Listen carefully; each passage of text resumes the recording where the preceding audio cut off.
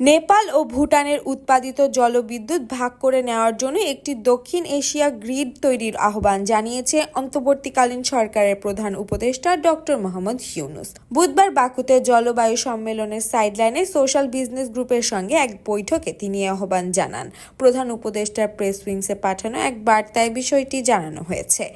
অধ্যাপক ডক্টর ইউনূস বলেন, বাংলাদেশ সহজেই নেপাল থেকে জলবিদ্যুৎ আনতে পারে, কারণ এটি বাংলাদেশ থেকে মাত্র 40 মাইল দূরে।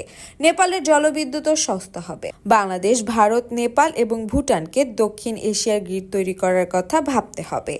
বৈঠকে প্রধান উপদেষ্টা আরও বলেন, বাংলাদেশ, ভারত, নেপাল এবং ভুটানের সঙ্গে সহযোগীকারী বিদ্যুতের গ্রিডের অভাবে হিমালয় দেশগুলোর বেশিরভাগ জলবিদ্যুৎ সম্ভাবনা অব্যাহত রয়ে গেছে। নেপালের কর্মকর্তারা বলেছেন, দেশটির 40,000 মেগাওয়াট জলবিদ্যুৎ উৎপাদনের সম্ভাবনা রয়েছে, যা ভারত ও বাংলাদেশের মতো বড় দেশগুলোতে জীবাশ্ম জ্বালানির ওপর নির্ভরতা কমাতে সাহায্য করতে পারে।